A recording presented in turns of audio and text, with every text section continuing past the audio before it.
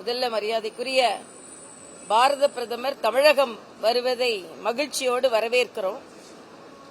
பாரத பிரதமர் பீகார் தேர்தல் முடிஞ்சு இன்னும் அங்க முதலமைச்சர் பதவி ஏற்பதற்கு முன்னாலேயே தமிழகத்திற்கு வர வேண்டும் என்றும் தமிழக விவசாயிகளின் மீது அக்கறை கொண்டு இங்கே வந்து அந்த நிகழ்ச்சியில் கலந்து கொள்வது மட்டுமல்லாமல் நாடு முழுவதும் உள்ள விவசாயிகளுக்கான ஊக்கத்தொகையை அறிவிக்கிறார்.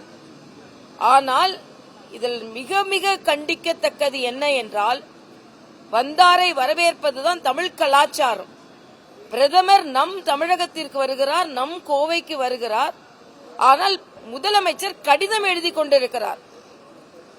நம்ம ஊருக்கு வரும்பொழுது கடிதம் எழுதுவது சரியான்னு நான் தமிழக மக்களிடமே ஒரு கேள்வியை கேட்கிறேன். பிரதமர் வராரு, வரும்பொழுது உங்களுக்கு என்னென்ன கோரிக்கை இருக்குதோ நேரா சொல்ல வேண்டியது தானே. அப்போ வரவேற்பது உங்க ஈகோ பிரச்சனை இல்ல. ஈகோ பிரச்சனை தமிழக மக்கள் மீது நீங்கள் திணிக்கிறீர்கள்.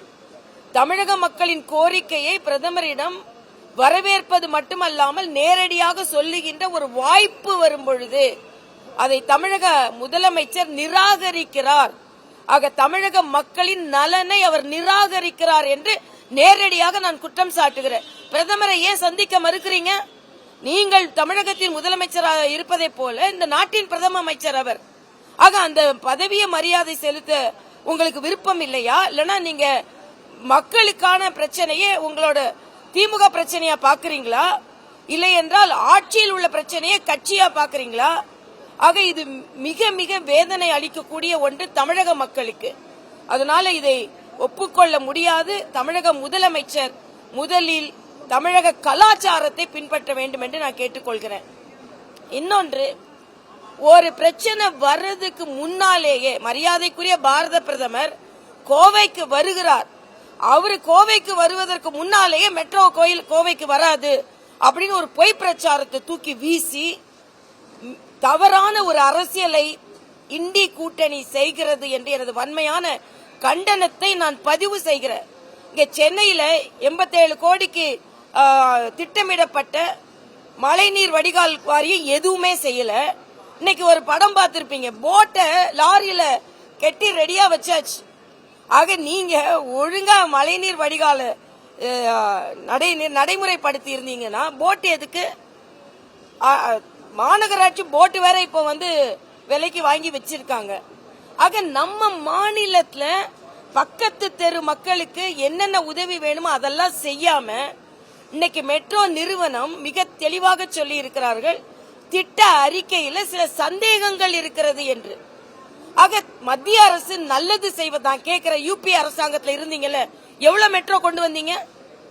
எவ்வளவு இந்த விமான நிலையத்தை விரிவுபடுத்தினீங்க? ஒன்னு செய்யல. 5 அமைச்சர்கள் இருந்து ஒண்ணுமே செய்யல. ஆனா மரியாதைக்குரிய பாரத பிரதமர் 10 ஆண்டுகளுக்குள்ள 11 லட்சம் கோடி தமிழகத்திற்கு ஒதுக்கப்பட்டிருக்கிறது. ஆனா மறுபடியும் பொய் பிரச்சாரம் செய்வதை நிறுத்திக் கொள்ள வேண்டும் என்று நான் கேட்டுக்கொள்கிறேன். உங்களுக்கு எதிராக ஜாக்டோஜியா போராடி கொண்டிருக்கிறார்கள், ஏற்கனவே செவிலியர்கள் போராடி கொண்டிருக்கிறார்கள். இந்த மருத்துவமனையில எந்த வசதியும் இல்லை அப்படின்னு இன்னைக்கு பத்திரிகையில வந்திருக்கு.